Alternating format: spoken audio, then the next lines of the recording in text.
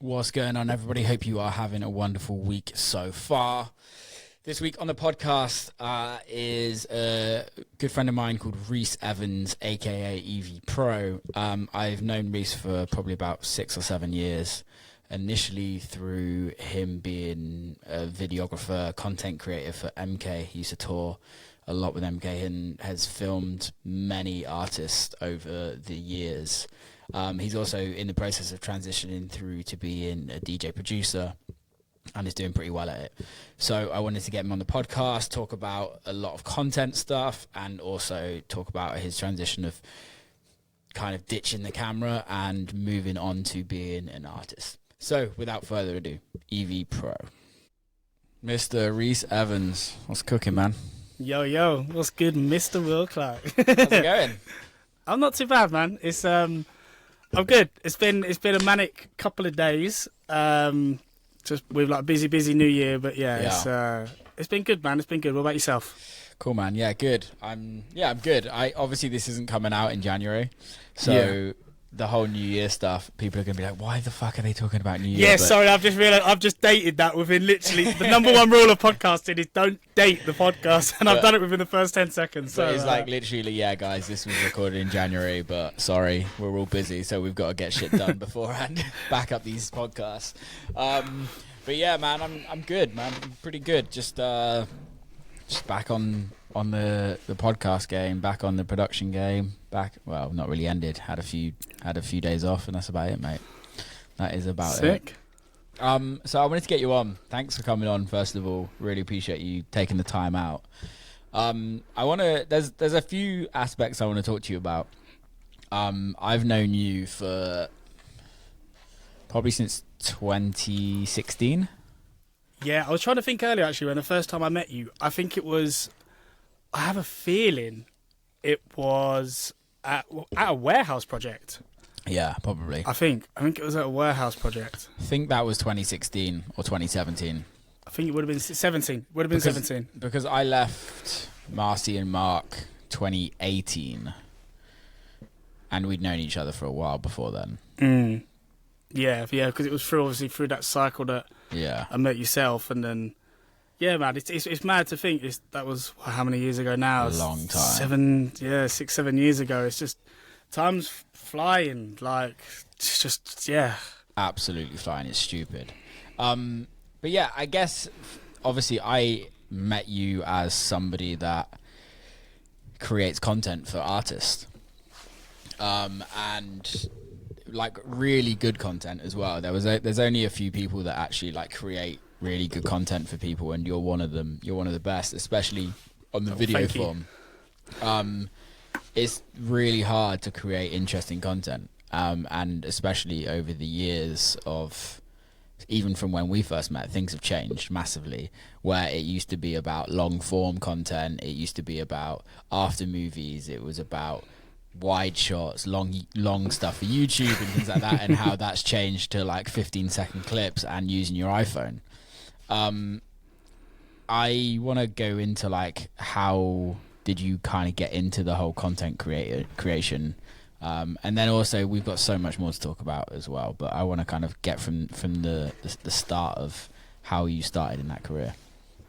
Yeah, I mean, it's a really interesting one because I've always been interested in media, music, visual, all of that since I was tiny. I think the original passion probably started for it was every Christmas my dad would set out the old VHS camera, have it all set up on the tripod and film me and my brother opening presents. Amazing. But after the opening presents, I'd then just start, just fiddling around with the camera, and I guess it just grew from there. Like in school days, I was lucky enough to get a camera and started filming like YouTube videos, little short films. And that sort of continued it through. And then I actually I studied at a sixth form, and I was like, I really want to go into this. I want to be a director. I want to do X, Y, Z. And it just ended up basically being a course that, it's going to be 60% practical. And it wasn't. It was all theory, which don't get me wrong, the theories like helped massively with anything. But it was not really what I wanted. So the real big turning point for me was sort of being a year into sixth form, quitting, leaving, and going to a college. And actually, at that point, I wanted to get into radio broadcasting. Okay. So tried to do the radio course. They're like, oh, we haven't got, there isn't enough people on this course. Yeah. So, but we actually have loads of spaces on the TV and film. And I'm like, oh, this is a bonus. Yeah. I like that as well. So I went into that, and then we could hire equipment out for free through the college. Yeah. And being at the time, I'd started DJing. I was DJing like the local under 18 circuit. I just turned 18, so I was, starting to break into, not necessarily DJing, but starting to go out to all the parties, getting to know the club managers. And I just messaged a random promoter one day and just said, hey, do you want an after movie? 100 quid. And turned out to be the biggest house promoter in the county. Little did I know at the time. So, yeah, it just sort of spiraled from there. Who was that? It was a guy he went under the name Danny Quattro. Okay, I know Danny. Yeah. And I essentially, through Danny, through Pete Dorlin, through Dyson Payne, who had Too Damn Glam, I mean, them boys essentially enabled me to create the grassroots every single Friday, Saturday. A lot of people don't know, and I sing its praises an awful lot. And Southend back in the day had an underground scene that, if you were to look at it now, would rival any major city. Yeah. It was honestly incredible. We had like 3 or 4 super clubs that all had the very diverse rooms of music. Every single week there was 1 in, 1 out house music events of all different, subgenres. Yeah. But I remember, like, what was it, on one weekend we had, Eats Everything, Nina Kravis, Darius Sarosian, like all these artists. And when you look at it now, obviously the scene has developed, commercially a lot more, and there's a lot more availability for that. But it was like, when I look back at it now, I'm just like, well, this is insane. Like, well, I think you see all of them names that were there, and it's like, I think this is the crazy thing is, like, you look at, a lot of them were like all in smaller clubs as well. And smaller clubs back then was like the scene. Like, you wouldn't get these warehouse projects. You wouldn't get the drum sheds. You wouldn't get the print works. You wouldn't get all of those like massive, like Brooklyn Mirages. You wouldn't get any of these. And it's only for me, in my mind, since the scene's become way more commercialized in a positive way, that you get those massive venues and huge lineups. However, it takes away from the underground scene, and it takes away from like building the culture, because I don't think I think the culture starts in an underground way, but now a lot of artists' first gigs now are fucking in warehouse projects. Yeah, right? it's insane. It really is. I mean, it's a really, really interesting one, because it's so, like, I'm like with like one of the, like, I run a brand now, a house brand, and I'm just taking everything that all these guys were doing 10, 15 years ago. Yeah. And it's like, when you look at the artists that they're like, I just find it crazy. Like, the first ever after movie I filmed was for Darius Sarosian. Yeah. Or not for him, but he was the guest at the club. Then the week after, it was, I'm going to try to think of the names now, Denson Picard. Then you had Infinity Inc.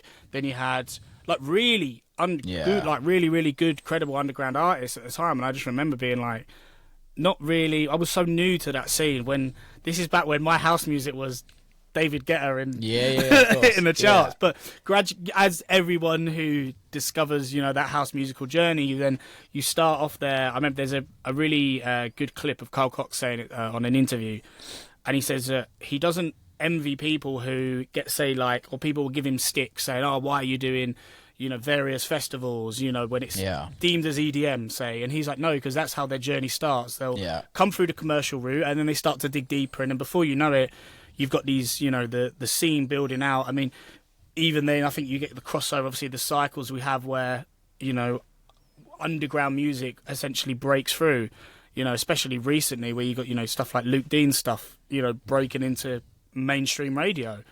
It's mate, it's been happening for the last 5 years, I think. But even more so since COVID. I think you have the underground. There's what used to be the underground is now the overground. Is now commercial.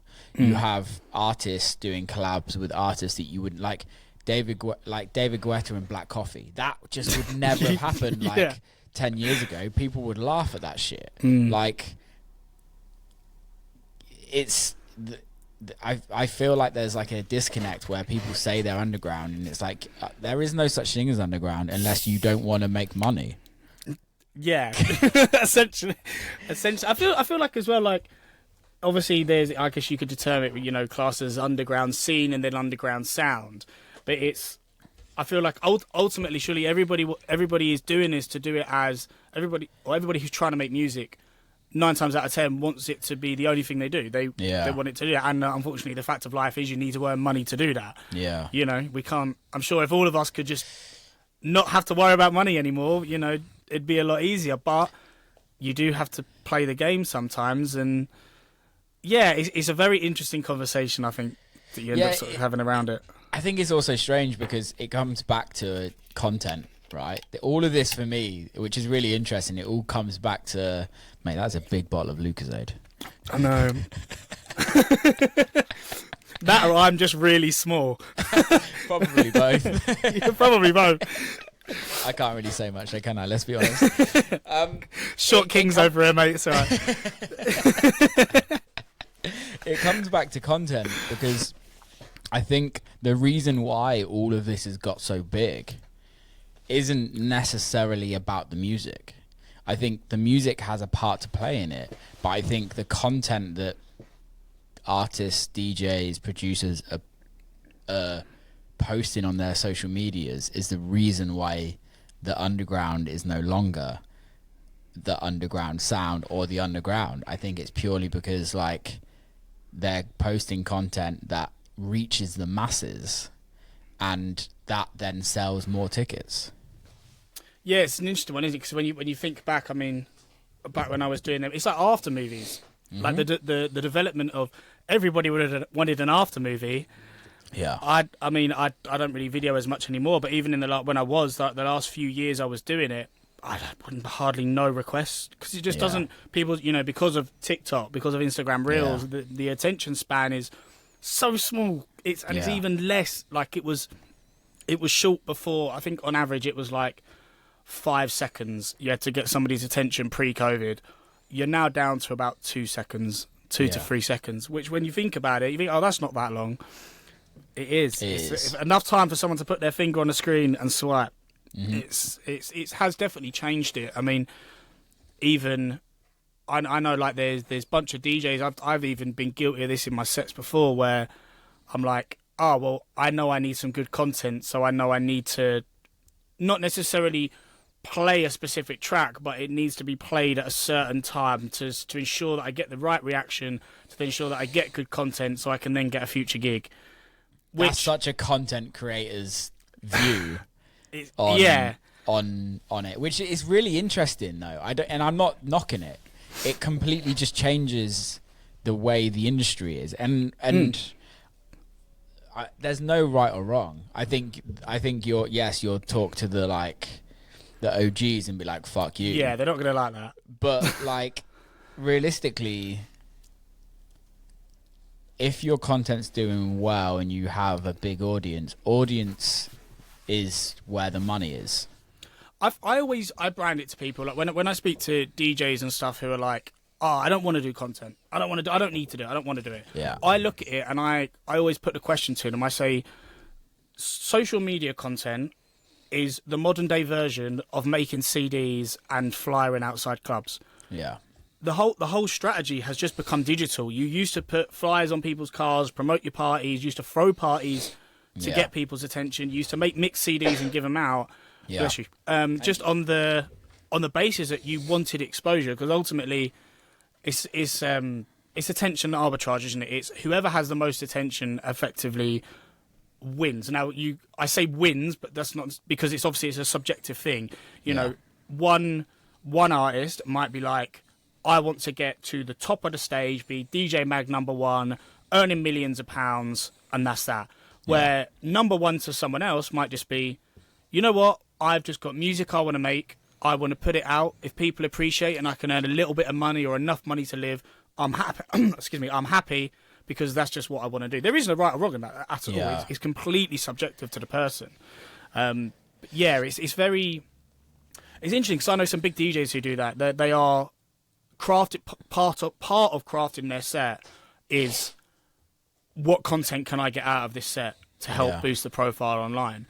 And I guess you can look at it different ways, isn't it? It's, you know, is that bad? Is that good? I think ultimately, as long as you're putting the audience first, I feel like the sound does have to come first. I don't feel like you have to, you know, just do it. Like it's interesting that you say that, because what audience are you putting first?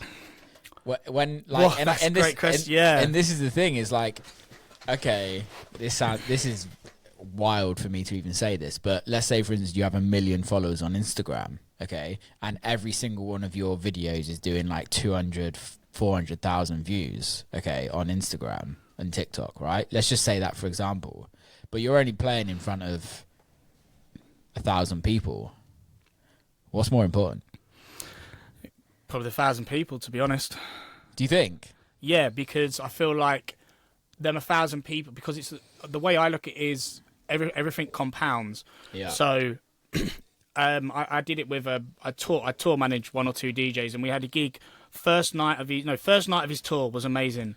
Second night of the tour, I'm just gonna be honest, it was shit. It just wasn't great. Yeah. Like, and he would say that as well. And he was really, really nervous. And I said to him, I said, You've got club owners here, you've got other people here. Now, whatever the club's done as promo is irrelevant at this point. Now, even if there's 50 people or 500, you need to go out and deliver exactly the same set, or as close to as you can. Agreed. And he did. And within half hour, the bookers and the club managers come up and just went, we are so impressed. Like, any other DJ would have just not got on the mic, not done this, not done their skills, but you didn't. You actually provided it. That's why I think, like, and then let's just say there's 100 people there. Them 100 people are now going to go away and tell at least 1 or 2 people, oh yeah, that blah blah blah was really, really good. It was quiet, but he still delivered. Like, it's then compounding. So when you eventually, it's all like devil's in the details, isn't it? So like I've been critiqued a couple of times across my multiple things I do. People are like, you're a perfectionist, you spend too much time on it. I'm like, yes, but every single thing is strategic. It's not. And maybe that's wrong. But there is essentially a game plan to everything. You know, there is, okay, well, if we change this little thing, I'm doing that because, you know, or I'm making dead eye contact with someone on. It actually happened at the weekend. I'm playing a track. There's a girl on someone's shoulders filming, and I directly point at her and sing the lyrics to like the song that it is. She's then posted it online, reshared it. I've now got 4 more followers off the back of her friendship group. Yeah. And I said to them, I said, and I messaged him, I said, thanks for bringing the energy, like, you killed it. I was like, hope to see you at the next show. Literally, like, 100%, let us know when you're next playing. All of a sudden, it's 4 more fans built. And the people may look, oh, yeah, it's 4 fans, it's nothing. But if you do that every single show, and then you do it to 10 people, you know, within the space of a year, you've gone from 50 new fans to potentially thousands if you play it right. No, I agree. I think I still have that kind of motto that, like, every DM that comes in I respond to. Everybody that tags me in a photo or a video, I comment on it. Like, I think there is a level of personability that grows a career and keeps a career going. It's not about, you might have a record, a video or a piece of content that goes viral, but that doesn't really turn into ticket sellers. It's how can you create every piece of content that's on social media to be as big as it possibly can. Like, my views aren't the best, my comments aren't the best, but like, I make sure I respond to everybody. I make sure I respond to every single comment and things like that. And I think people actually really, I think that creates a different fan base than, let's say, for instance, somebody that's like got millions of followers that just gets hundreds of thousands of comments and things like that. Yes, they're making more money, more people are turning up to their shows, they're selling more tickets, but I feel like those fans are way more likely to go and jump onto the next big thing than stay on that artist as like they're my favorite artist. And I think for me, that's one of my goals, is to make people me their favorite artist. Yeah, I feel like it's excuse me, at the end of the day, it all comes down to it's relationships. You know, it's you taking the time to respond to somebody's comment, respond to a DM. We got to understand that people put artists and celebrities and so on a pedestal, so they're part of their mind, they're not really expecting a response. But if you do then respond, they're like, oh my word, like, wow, they're going to make that extra effort to come to a show. And again, it's the compounding thing. You do it to one person, you do it to another. They're then just going to say, oh yeah, that Will Clark, like, he's a really, really cool guy. Like, he's playing again. Should we go see him? And then they become more diehard fans, and maybe then they buy your merch or your apparel, and then it moves on to other stuff, and then they're buying your records, and then it's compounding. It's not a direct transaction like, oh yes, posted a video, 1,000 likes. It's not that exact transactional, but it's essentially the long game. That's what you're playing. That's something that I've always said to all the artists I've worked with. I'm like, this is, if you can spend the time to do it. And I don't think it's just doing it. And I think sometimes a lot of artists have they don't like doing it. And I feel sometimes you can tell when it's forced. Yeah. I feel like you actually, realistically, I feel like you need to try. Artists should try, and I feel they should try and get to a place where they want to do it, because it's giving back to the fans. Like I always used to have a thing, like when someone leaves obviously it gets to a stage on people's accounts where you can't respond to maybe every single comment. You got your 2,000 comments, have you? But like at that stage, especially in that building stage, and I know there'll probably be loads of artists who are listening to this hearing that, is when you're in the building stage and somebody leaves a comment or they share your post, like, go say thank you, reply to their comment, because they've taken time out of their day to do it. And also it helps your engagement go up, because the socials view that as an extra comment. Exactly. So like it's a win-win all round. Like you're giving back to them. So I agree, but I also think even if you're getting 2,000 comments, or if you're getting 2,000 DMs a day, it's an investment to your business to employ somebody to do that. Exactly. I mean, and if you're getting 2,000 comments, then more than likely you've got the income support there in order to do that, to put that support structure around you to ensure that. And some people may say, oh, well, that's morally wrong. But if it's all coming from a good place, then I guess it really sort of comes down to intentions in a way. Well, I think it's also, morally it is coming from the right place, but also morally, like, as long as you're being respectful, morally it's absolutely fine. Because I mean, maybe don't start trolling on people in the comments. but like I think the thing is because everybody knows this is a business, right? Everybody. That's why it's called the music business. It's transactional. They buy a ticket to come and see you play. That automatically turns it into a business. It's not like we're giving it for you to giving it to you for free. Maybe on the like listening side of music, people don't really understand because it's streaming and it's pretty much like getting everything for free. But like, I think that's the thing, is like, how do you invest in yourself as an artist to create a business that can have growth? And do you think having somebody create content for you is a good investment?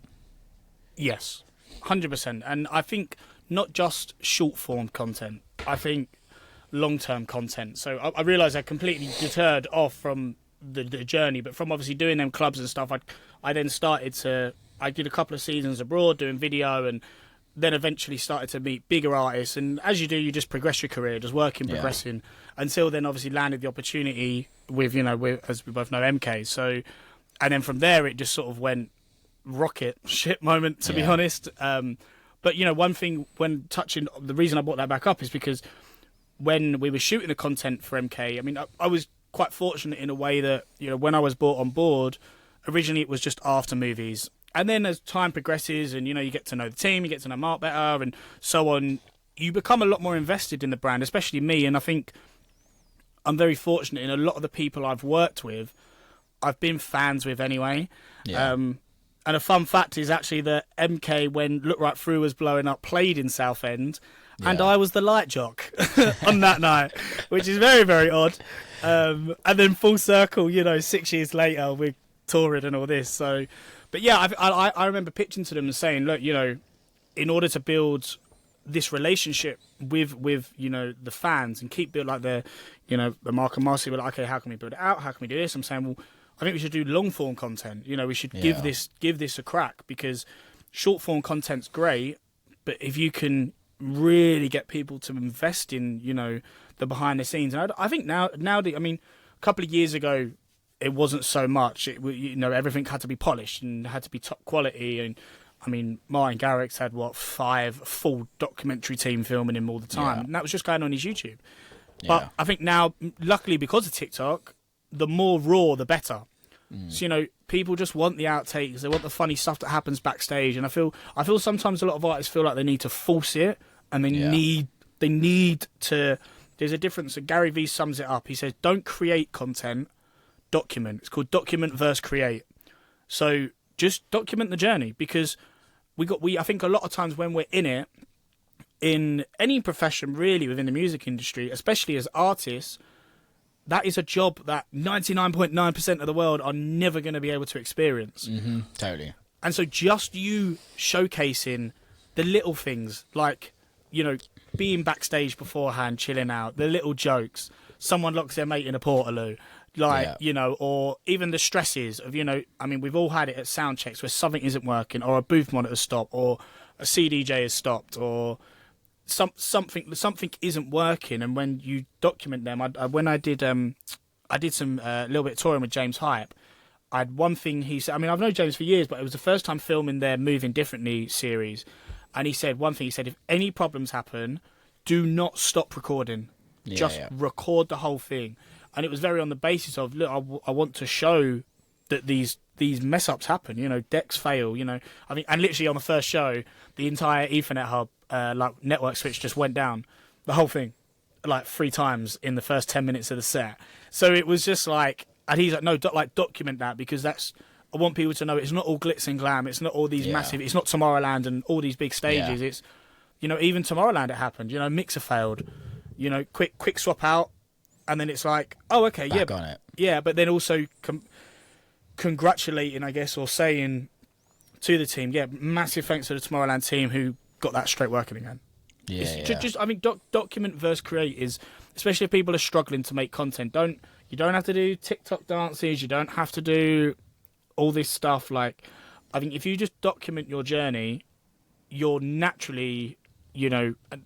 It sounds like a lot to some people. If you just did one video a day of whatever you're doing, like, yo, I'm in the studio today, or like this, I'd be like, quit TikTok. I'd be like, really raw. Yo, what's good? I'm EVPRO, and I'm heading to the studio today. I'm on the Will Clark podcast. I'm absolutely buzzing for it. Known Will for years. It's going to be sick. And you're just documenting it, and, you know, I might put my phone in the corner, get a couple of clips. Yeah. You post that online, all right, it might do 200 views, but it also might do 100,000. Yeah.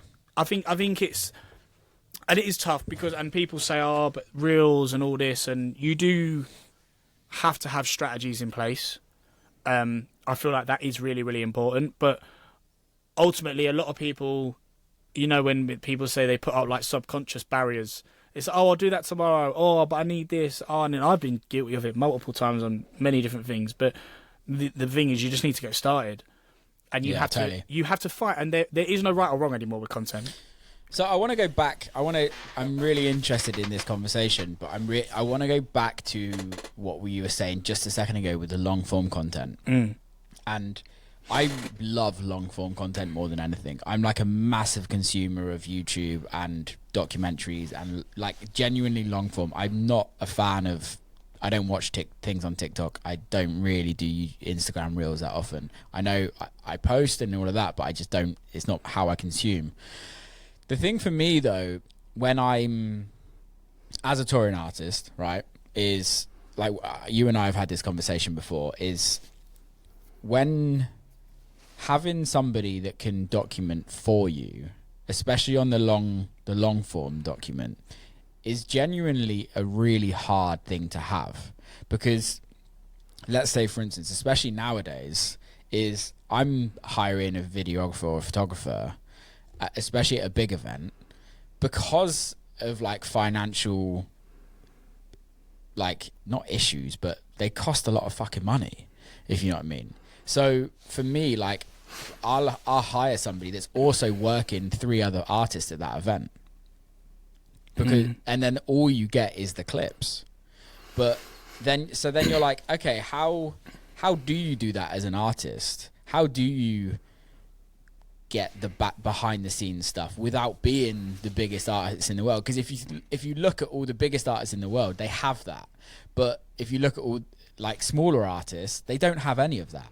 And it's only when there becomes a financial thing where like, oh, we can scales change, we can scale that up. Like, even look at like Gary Vee. I was on his podcast last year, and like, you look at the magnitude of the team behind them, and you can see, oh, no wonder he can put out 10 items of content a day, because he's got such a big fucking team behind it, if you know what I mean. And I think, how does an artist that's like trying to grow, even at my level where I earn reasonably good money, I have a good life, if you know what I mean, like, what would be your advice for somebody like me, or somebody even starting out, to kind of get to that level? I have the perfect answer for you as well. So it's what I call a golden nugget. So they're rare, they're not easy to find, but you can find them. And it might be a little bit contradictory, really, or controversial, what I'm going to say, but essentially you have to find someone who they don't fully realise their full potential yet, or you can see their full potential. So I would like to say, a great example is when James Hype wanted to start moving differently and have someone document. Obviously, I've just known James for years. He knows I'm a content creator. James knew he couldn't afford to have me on the road all the time. As much as I wanted, I would have loved to have done that. Yeah. It just wasn't feasible for both. That was just, at the time of him starting it all up, it just didn't make sense. So he's like, look, I need to find somebody that I can take on who is good at their thing, but I'm not going to charge a thing. And I say this of everything, is that there are lots of creators out there who are really good at what they do, but they almost don't have the self-confidence in them to charge the price that they should be charging. Yeah. Now, I can totally understand how that sounds coming across. It almost feels like you're taking... trying to think of the word here. You're taking advantage of them because they're not aware. But I feel like it's... in a way, like these people are out there because I was in the position. I'd like to hold my hands up and be big-headed, but I like to say I was a golden nugget, at the time of, say, joining MK, where I knew I could produce a high level of content, but I just wasn't given that opportunity yet. So it was like, it's very, very hard to find. You need to essentially find some. You're looking for someone who, one, is good at what they do, or they know the basics, and you can spot, and you can say, yeah, you know what, they've got the eye. You call it like the eye for it. They've got the eye for content. They've done enough work where they know how the industry works. They know, let's say, backstage etiquette. They know how they should be around other artists. Not let's say, I'm on tour with Will, and Will's super famous friend. Friend walks in the room, and they're like, "Oh my god, like, can I get a selfie?" Like, no. Like, they have to have that stage etiquette, and then ultimately, I feel like what really makes it work is that they have to see the long-term vision of the artist and understand that they are a supporting role for that. Like when I was touring with Mark, it was all I wanted was for Mark to just get bigger. And bigger and bigger. And obviously Mark's a massive artist already, but it was like, I know if Mark gets bigger, the shows get bigger, which then effectively I make more money, but also the team as a whole wins. Like this is a win-win all round. The project gets bigger. And that for me, I mean, they are really, really tough to find, and I've known some artists who have found them straight away. It's the first person they went with. And the other person is, it's taken them maybe 6, 7, 8, 9 attempts. I know some artists that have gone through, thought they've got it, and then 3 months into touring, the videographer's just been like, I can't do it. Tour life's not for me. Like, I can't do these flights. I can't do the sleeping. I can't do the editing. And I think it really is finding someone essentially who, it's tough for an artist because you're trying to convince somebody to come on a journey where only you see the end path. Yeah. Because it's really hard because I thought I had it for a period of time with somebody, and I love them to bits still, but just realistically, the content wasn't good enough. And I think that's the thing, is like, you do have to go through them, but it's also, I'm also like in the process of like, there's a lot of, for me, with especially with what I see in the background of like hiring videographers or content creators and things like that, is there's always something that's just not right, not 100% right. And a lot of that is like quality of video or quality of sound. And that's the thing that's a massive sucker for me, is that it's like you're charging a lot of money, but you're not giving the full quality, which means I'm just never going to hire you again. Yeah. But again, for me, like, whilst you're saying that, I'm like, well, maybe I just buy all the gear and just employ somebody to do it, if you know what I mean, in that sense. Because it's like, is that a more cost-effective way? I don't know. It's really interesting, because I think also as artists, I think unless you've seen a direct example of, you've got so many different sides of the coin. You know, you've got the content creator who thinks, well, I know best because this is my field. But Totally. then you've also got the artist who's like, well, I know exactly how I want it to look.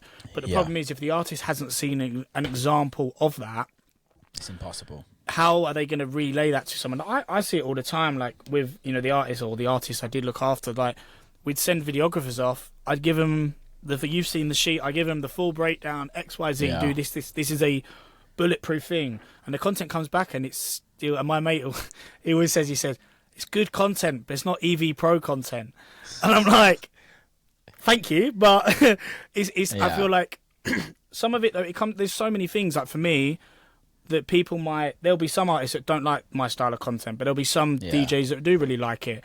But then I might do something because I've just picked up on it from being 10 years working as a videographer in the space. Of course, yeah. It's a lot of it, even when I bring videographers on jobs. I did a really, really big job recently with a videographer I've used hundreds of times. Fantastic. I never had to, I give them the brief, they smash it. This was a really, really big job. I got into the editing suite. I just looked at it and I was just like, what? Yeah. How has this gone so left field? Yeah. You're meant to be like the one I trust. Like, and I've used them on other jobs and they've been fine since. And I was like, and then I'm like, did I mess up? Did I not give them enough brief? Maybe I over-assumed. And it was a massive job. And I was just like, maybe I put the... Yeah, maybe I maybe I didn't communicate enough, or... Yeah. And it's just looking at, but it just shows, like, even at that level with a team that I just absolutely know, like, I used exactly the same team at the weekend, and I'm looking through all the content, like, now, and I'm still realising, like, wow, that content was really, really good, and I hardly gave them any pointers. Yeah. Because I didn't have to worry about it. But then that one job I got back and I was like, damn, have I made a mistake here? Yeah. Yeah, and I think for me, it's like, it's really weird. It's really hit and miss. And I think you're right. As artists, we are so like, I can't speak for everybody. I can only speak for myself. But I'm so like anal about certain things. And I'm like, why are you doing that? No, but that is good. And I feel like it should be. I know exactly what I want, but I think the thing is it goes back to that, like, let's say, for instance, I don't want to say the specific person or the specific show, but I had, like, last year I had one of the biggest shows ever that, like, most artists work their career at. We've been working for the last 3 years to get to that level or get that festival. And we couldn't use a single video because the audio was terrible. And they were expensive. They were like $800, $900 for. It's expensive in the States as well. It's a lot more in the States than it is the UK. Like and I think that's the thing that I struggle with the most is like I'd love somebody traveling with me full time. I'd love it. It'd be fucking great because you could do so much shit and it's like that speed. But the thing is, even when I did, the speed wasn't there and the quality wasn't there. Yeah, it's interesting. I'm helping I'm helping an artist at the minute just with like they're a bit like a consultancy thing. They've got someone like they're hired a big DJ. They've got someone hired a bit of the same position, and they're like, Yeah. you know, like the pricing's fine, but it's just the content's good, but the speed just isn't there. Like, Yeah. you know, those who are in the business and know what touring is like, especially if you're a videographer, like, unfortunately, it means that you have to edit maybe on a train or you have to edit on a flight. I mean, personally, I loved it because it was like, I'm on a flight, no interactions, no Wi-Fi. Yeah. I can just knuckle down and just get this work done. Yeah. So for me, I loved it, but a lot of people don't like that. A lot of people, I need to sleep. You can structure everything else around it, you know, and tour life is not for everyone. Like, it is, it really is not. I mean, I've been quite fortunate. I've been a night owl since I was a kid. So the whole going to bed at 5, I mean, there was one weekend we did, which was, I don't know how the logistics. Yep, don't know how the logistics got approved. We did. We did Radio 1. We went from London Because it was Marcy and Mark. We were, say no more. If I speak, I'm in big trouble. But no, it was just a manic weekend. Like, I remember we did radio. We literally went from London to Middlesbrough, Radio 1 weekend, flew from there, did Defected, then had like no sleep from Defected, straight to We Are Festival, and then We Are Festival to a festival in Ireland, and then like I missed my flight the next day. I was just, you know, you just think like I woke up, there's no chance of making this. I was like, I'm so exhausted. I remember after the weekend, I was just like, look, please don't. I think that was like the first proper weekend of me fully touring with them, like officially. And I was just like, don't ever do that again. Like, please. Like, that was like, I can do a lot of touring, but that, you know, you just think, no, I'm sorry, this is a joke. I can't be doing this. Like, yeah, it's fun. You're fun. Right. It's fun. I think that's the thing. Is like, it's just finding. It's hard. Going back to Gary Vee, it's that hire and fire. He uses that for example, and it's like just hire people. It sounds awful, but it's like hire and fire them until you find the right person. I think they said, they hire fast, fire faster. Yeah. And I've tried to take that when I was dealing with crew and stuff, and you know, ultimately, you know, if someone isn't doing a good job, you have to communicate it as soon as possible, because obviously there's ways to deliver that information, but you sometimes, you know, I've had it with staff before, you know, videographers when I had an agency, and you're just dealing with it, and they're just not. You find out they're like they're talking to the promoters when they're there, saying, "Oh, next time go through me privately, it'll be cheaper." Yeah. It's like, well, mate, I'm sorry, you're gone. Like, yeah, you know, you're not part of the total vision. Yeah, and I think that's it. Total vision is really interesting, and I think sometimes it's actually down to us as artists and us as employers to actually get that vision across. And I think that's where sometimes I can go wrong, is like I'm not communicating that vision correctly, because maybe I just presume, and I think it's wrong for me to presume that that's their vision as well. Maybe they don't even want to be a content creator. Maybe it's just something they want to do on the side, if you know what I mean. I don't know. Yeah, I mean, the vision is, explaining the vision is definitely a major key. I mean, I had a gig where we got someone in to do live clips using all my equipment. So in my head, I was like, yes, content's going to be great. And I just assumed they would know that you don't film directly behind the head and you film over the shoulder.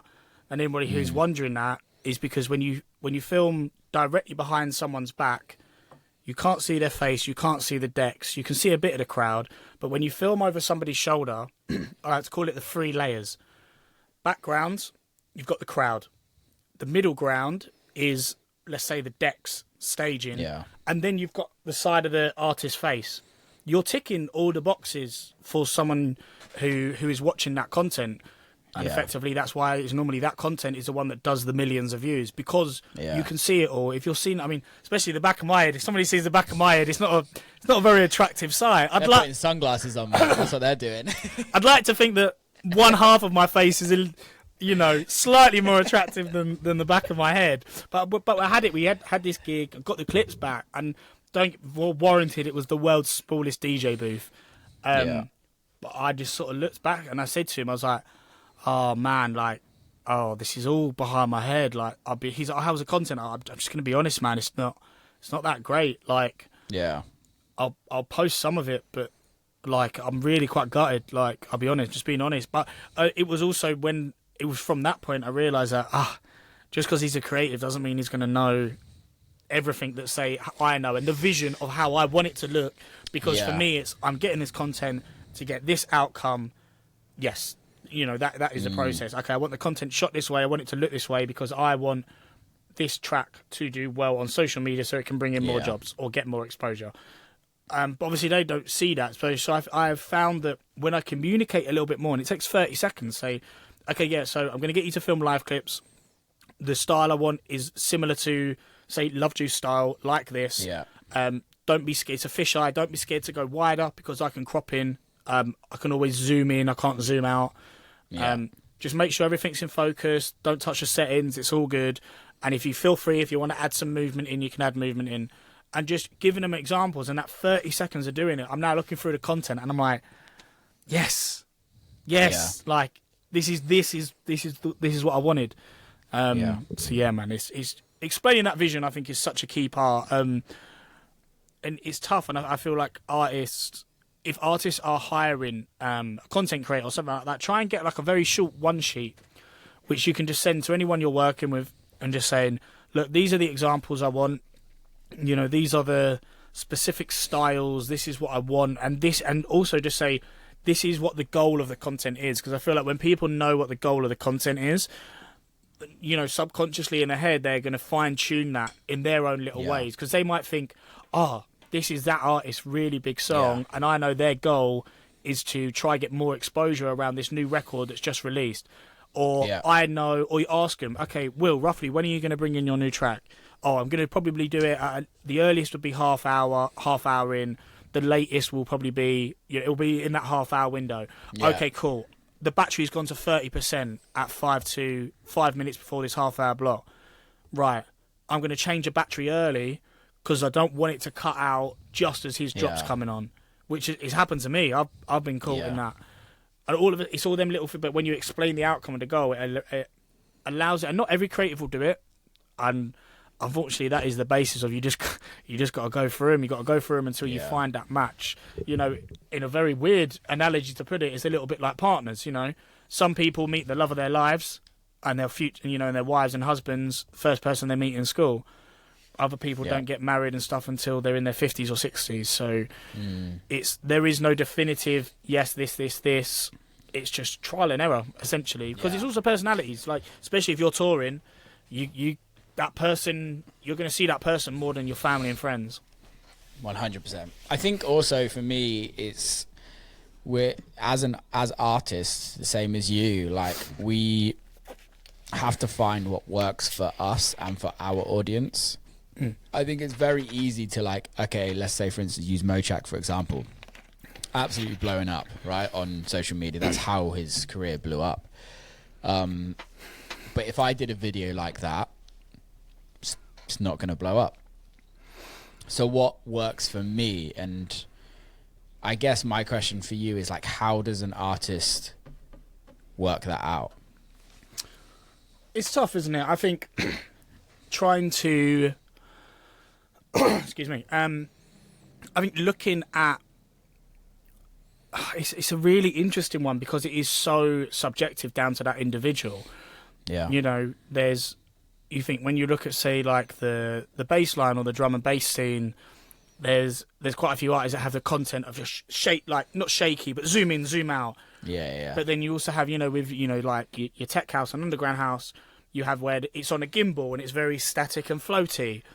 But you then also have, you know, stuff where it's very energetic and it's just filming in the booth. And I feel ultimately you should never try to be like someone else. There was some artists that we both know actually. They were trying to up their content game, and they were like, "Oh, like we feel like we should maybe go down like that Fisher route of just being funny and like comedy skits." And I just said to them, I said, like, no offense, lads, but I don't think that's right. Like, you shouldn't force it because people don't understand. Fisher's not an act. No, Fisher, that is Fisher. Like, if you met him in the street, 9 times out of 10, he's probably going to be exactly how the same as he is on video as he is in the street. You know, you just need to be, I guess, yourselves, you know, if you're into, I don't know, like anything. If you're, you know, if you're a quiet sort of person, there's even ways you can, you know, flip it around that. You know, it's, if you are a comedian and you find it, you know, or I guess in a way it's a little bit of self-reflection. It's, you know, what image do you want to the world of yourself?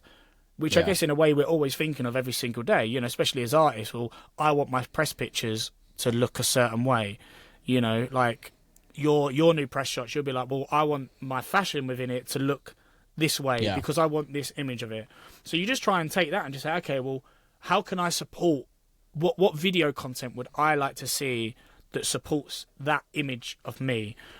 You know, I think it's just sort of, what, you know, if you look at, like, say, you know, people like your Corollas and, you know, your Clooney, they, you know, they all have the content and so on. I mean, if you actually, you know, look at Corolla, 9 times out of 10, majority of the stuff I see is filmed on an iPhone, and it's just, it's like minimal, isn't it? You know, even with Clooney, it's just a little hand flick, stuff like that, where you go to, say, someone like James Hype, where it's an iPhone moving in, total energy, but it's completely different. But you wouldn't expect, artists shouldn't expect themselves to say, okay, well, that's working for James Hype, I'm going to go do that. No, because 100%. that works because that is James. That is James as an artist. James has that energy. As a person. That is how he is. So you shouldn't just say, okay, well, that's working for James, so I should go do that. Or, you know, oh, well, Fish is being a comedian, so I should go do that. You know, like Martin Garrix's content, I would say, is very just, he's just a down-to-earth, well, it comes across, I would say, is just, I don't want to say kid because he's not a kid anymore, but like when he was first doing it, you know, he was just a kid who just wanted to make music, and, you know, he had a track that absolutely blew up and went stupidly big, and he's just riding that wave. It's like, but it wasn't necessarily, it's going to be, you know, he didn't say, look at, trying to think of different artists within their, like, subgenres of that, but yeah, I think just effectively it's, you can't, I mean, you can look at other artists and say, oh, would, you know, okay, Fish's comedy stuff's really, really working. Okay, well, am I funny? I'm not funny. I am not the funny one in the group. I know that. But what I am really good at is talking, and I have a passion for, is like the production side of things. You know, so I did like videos on, you know, like when Drum Sheds opened, you know, got down and did all them, you know, the walking around, talking about sound, talking about the lights. I love this connection, technical side. Yeah, and I love talking to like generic audiences, or let's say like ravers, and explaining to them how production makes such a difference. Because like the best way to describe it is if you're in a kitchen and you're doing DJ sets of all your mates having an afters and the big kitchen lights on, the vibe is going to be completely different to if you've got a little Alexa lamp in the corner changing. Like it's all subconscious. You're not understanding. And I love for me, I love describing that to people, you know. So I say, oh yeah, like I synced the visuals up at the weekend. Like how sick's that? Because everyone's seeing the lyrics come up on screen, and it's just like, oh, what? It's like, but that's me. That's what I couldn't go and be Fisher, come out wearing a bucket hat, sunglasses, standing on the riser, swinging my top around. People would be like, what on earth is Reese doing? Like it just wouldn't work.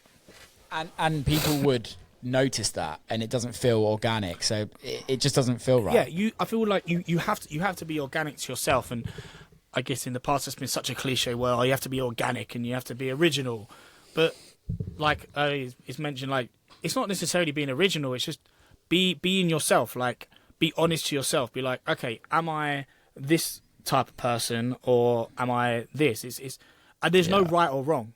It's completely whatever you are most comfortable. Because the thing is, if you're most comfortable when you're doing it, that content, you may think, oh, it's not going to perform as well. No, it will, because you'll be more comfortable doing it. So in time, you'll make more content. And then because you've made more content, there's a higher chance of that going off. And people can tell. Like, we are very, very smart as, you know, human beings. You know, we can normally pick up when someone's maybe sort of telling a lie, or when someone feels uncomfortable. It comes across in your body language.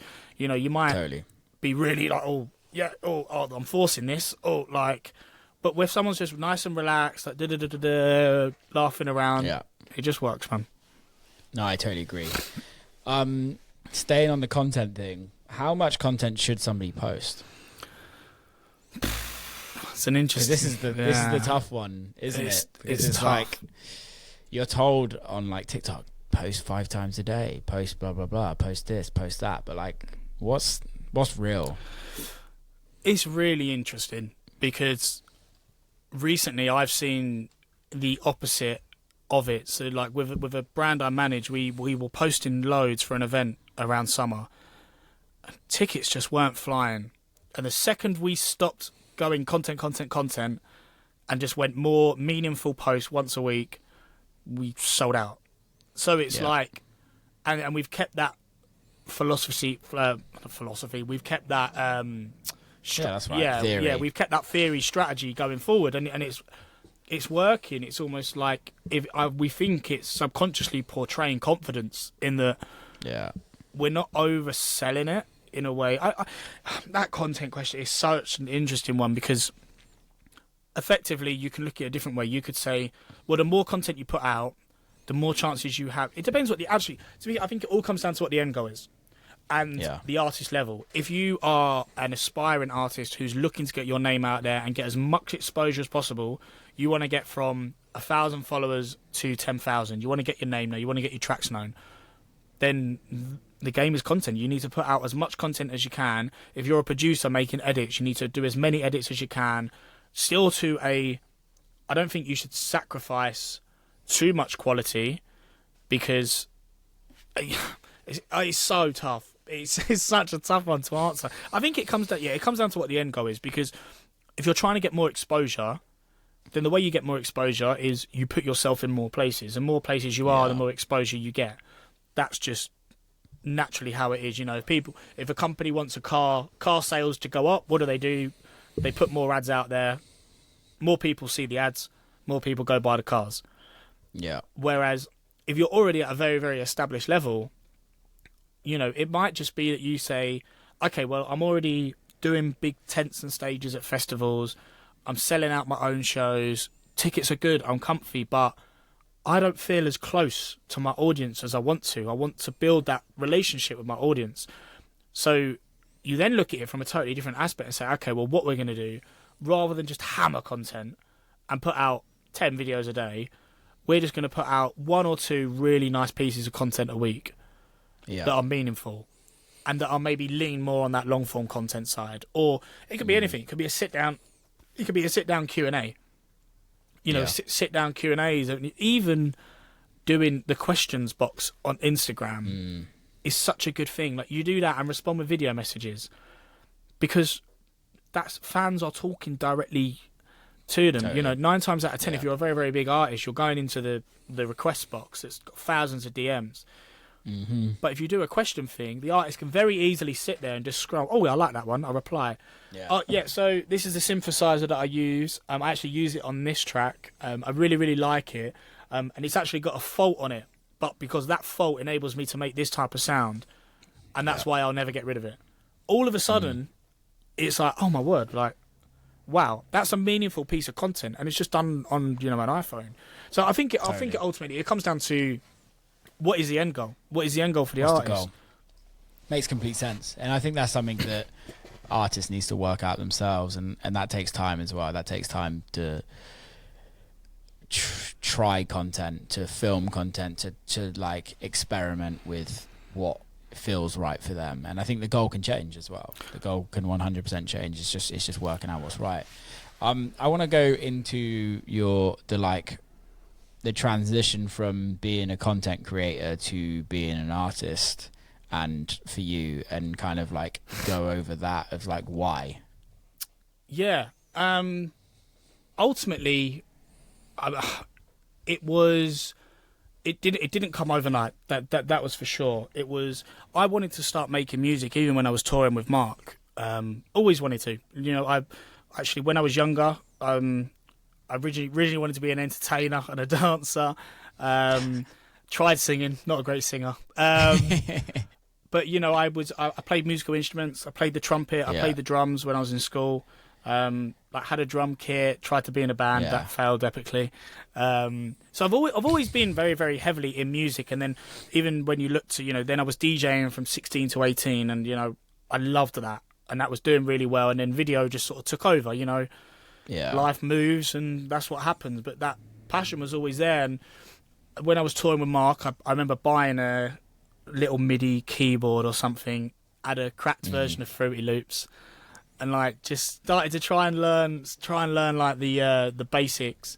And then as anything, touring gets in the way, and years move on in your life, and so on. And then I started basically doing these industry networking events, and I needed DJs out. They were like with a bit of a twist. I needed DJs out there, and I was like, well, save some money.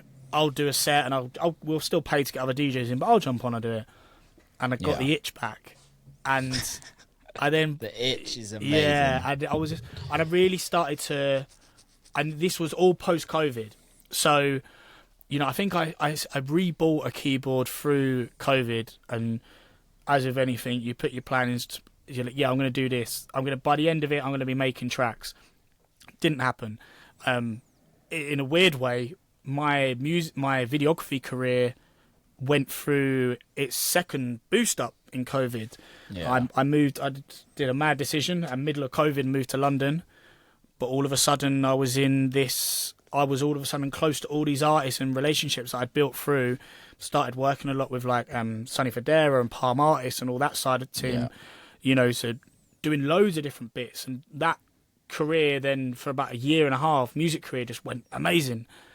And then I started to get in something that I just wasn't happy, man. And it really started to compound to the point where the beginning of this year, I was in a very, very depressive state. I was on holiday with all the boys traveling through like Thailand and Bali, and just broke down, just said to the lads, I'm so unhappy with my life. And they're like, but from the outside, it looks like you have everything. Because I'd give all that up to just be happy again. And it was sort of, and I wanted to do the music stuff. I would look to do courses and becoming, like I guess you'd class it like a content influencer within the space or something like that. And I took on a business coach and just started doing things. And one of the goals at the beginning of the year was to at least make 2 tracks. So just get started. And I made my first track in Jan. It was an edit of a Beyonce track. And I was like, it did all right, actually. It still does all right on SoundCloud. Put it up. It's terrible. I don't even want to. Yeah. And then I went to Miami Music Week, got a new Mac, and I was like, I'm gonna learn how to do Ableton in this flight. 10-hour flight. I'm gonna learn how to do it. Had a bunch of like just packs and stuff, and I just sat there and I made a track, and I played it every single day in my room before heading out. I was like, this. I actually generally think, and I found was that nearly all of my skills as a content creator are transferable in terms of the DAW and because the linear editing system is very similar. And I used to really get in depth on my after movies on like the audio bed and adding in sound effects and Foley and all this stuff. So I had a bit of a base knowledge of it, and then I made this track. I think I got legs on this, and then I put out a snippet of it at the end of like my carousel for Miami Music Week, and I was getting a couple of DJs, like big DJs, reach out to me. Like Emily Nash, I remember, key one. She reached out. She was just like, "Can you send me this? This like from the snippet sounds really good." And I was like, "I think I'm onto something here." And then obviously I'm very very early in my career, but it was just, and do you know what it was? For the first time in years, it just made me happy, man. It just made me so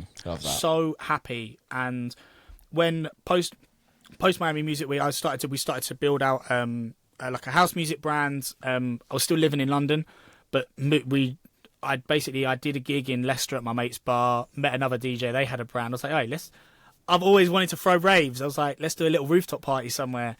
We did that. Yeah. I obviously then got to DJ that, and build out. And then I was still doing lots of video work. Was still my main income. Still doing loads of work. So it was all just like as and when I got time. But I wanted to just apply more time to it, and it got more and more and more.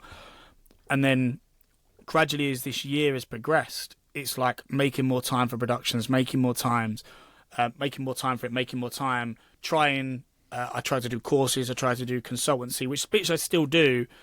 But it was then I had after trying these other business ideas, was realising I always keep coming back to this music. And I was like, I generally, for the first time in my, well, I don't necessarily. So when I started as a videographer, I didn't know what I could do. I didn't know I could be self-employed doing it.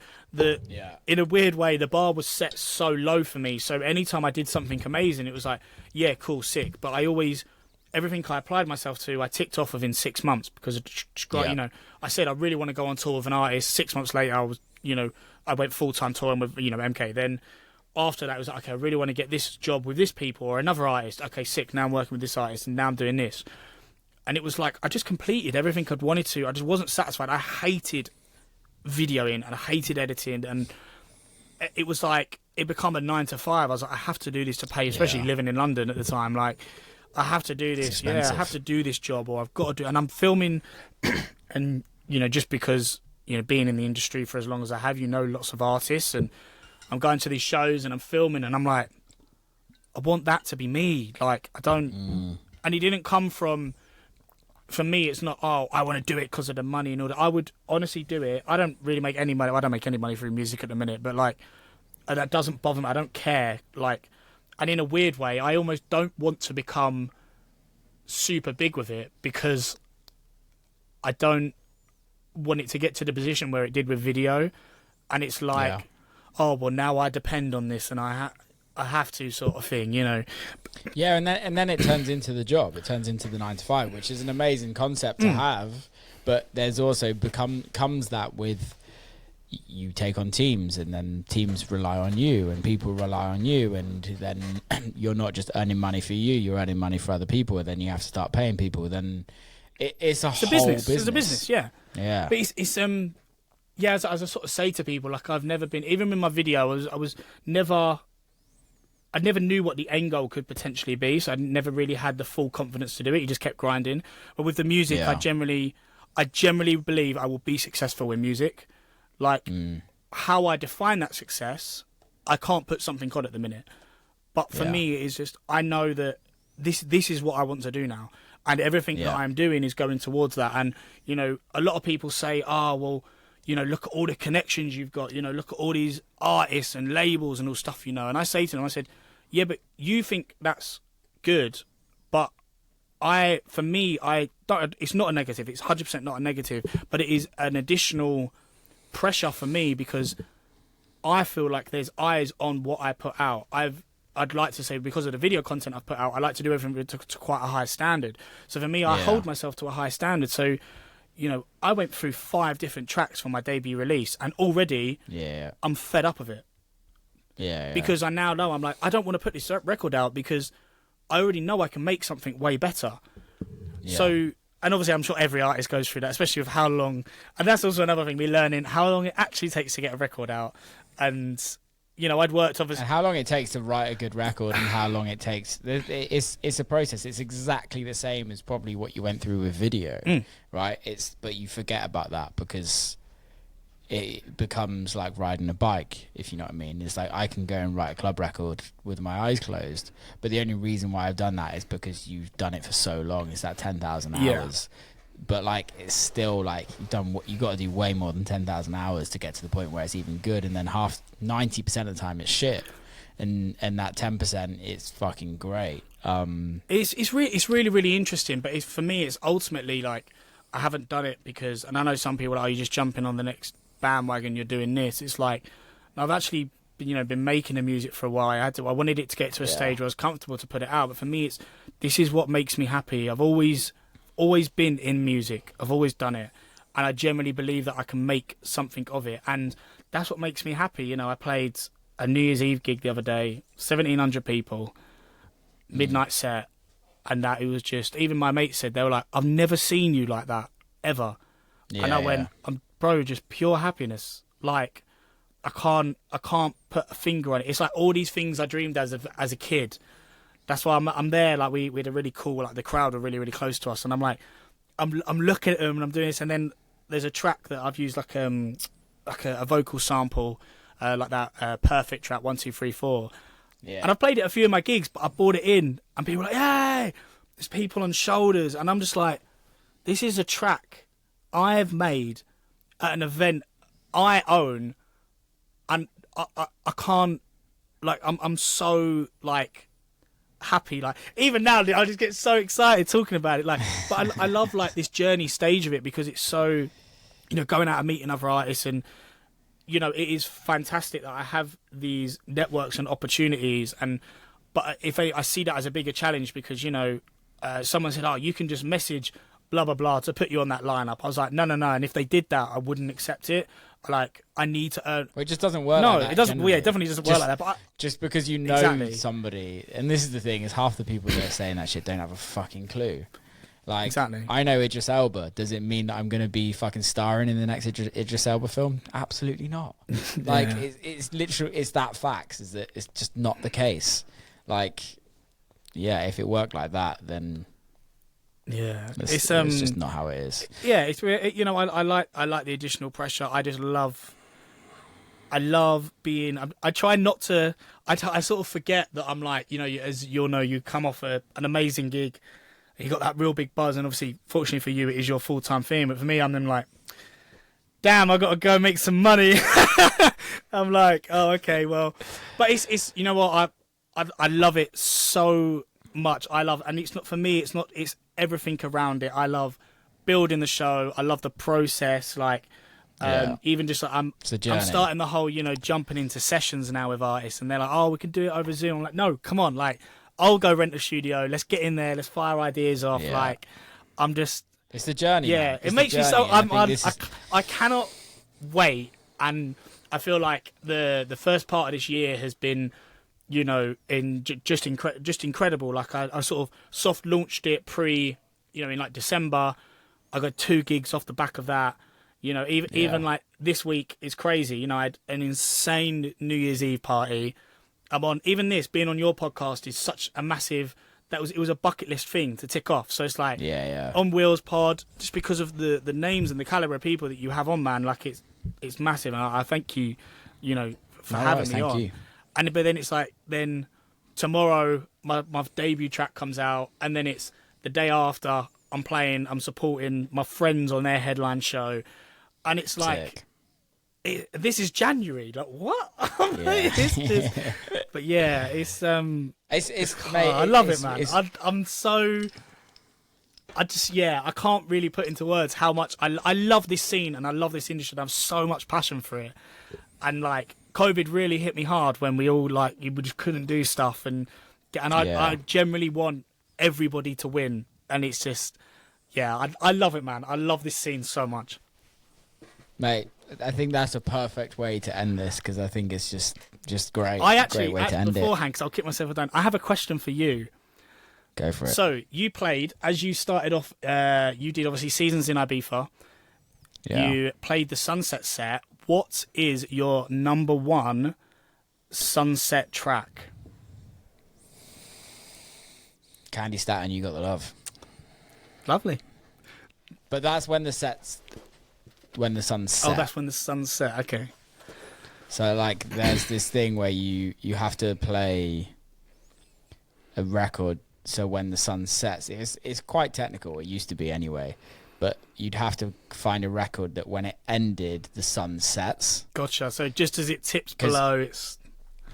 Yeah, and then after that, it would be a record that's like, I would then play like Candy Statin, You Got the Love, but like the OG version that we all know.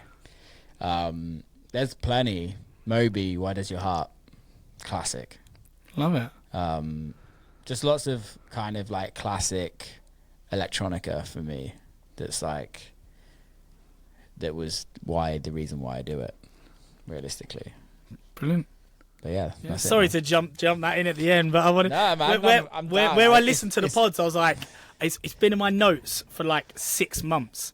And I was like, and it was in my thing, I was like, when I eventually end up on the Will Clark podcast, I'm going to ask him that question, because I'm just very intrigued. Louis Armstrong, Wonderful World is an amazing record as well.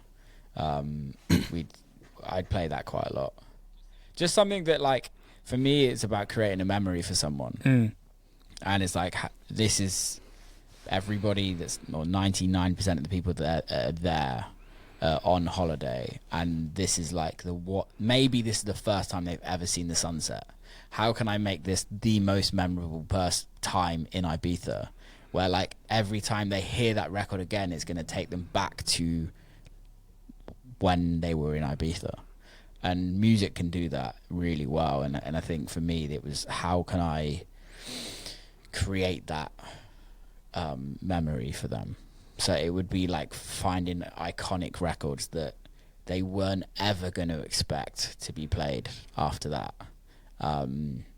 Yeah, like, I think, I don't know, I haven't been and watched the sunset for a very long time, like at Mambo or anything like that. But when I was there, it was a big job to do that. I don't know if it's happened so much now. I don't think it's is like geeky and kind of what's the word? It was hard to get that as a DJ spot. I can imagine. Like people would beg to do that. Well, it was the pinnacle, wasn't it? Pinnacle of every Ibiza trip was you'd always go see the sunset. Go watch the sunset. Yeah, I feel like I'm sure it's still there, but I feel like it's lost a little bit, which is fine. Things change. Damn TikTok. How can people follow you, mate? How can people get involved with your stuff? Yeah, cool. So it's EVPRO on everything. So EVPRO. So yeah, EVPRO. By the time this is out, my, as I say, debut single will be out called Flip It. Yeah, go stream it, go listen. If you like it, great. If you don't like it, please tell me why, because that's how I build as an artist, constructive criticism. Thank you, Will, for having me on, man. It's been... I love what you've done with like the podcast as well, man. Seeing it, obviously, through the years growing, and yeah, man. Thank you, man. I love it. Yeah, it's going to be interesting this year. I'm looking forward to it, man. I'm really looking forward to it. Let's see what happens. I love it, man. You're there with me. You're my co-pilot every time I'm driving somewhere. So... Amazing, yeah, it's man. brilliant. It's weird to me, that. It's weird. But yeah, no, thank you so much for coming on, man. Like, it's been great to see you over the years, kind of grow your business in film, and I can't wait to see you do what you want to do in as an artist. And if I can ever help, hit me up. Big love. I appreciate that, man. Thank you, bro. Big love. Keep safe, mate. Take care. See you soon. And that's a wrap. Big love to everybody that's listened. Please subscribe. Please give us some comments. Please give us some reviews. It means that the podcast keeps going. Thank you very much. Till next time.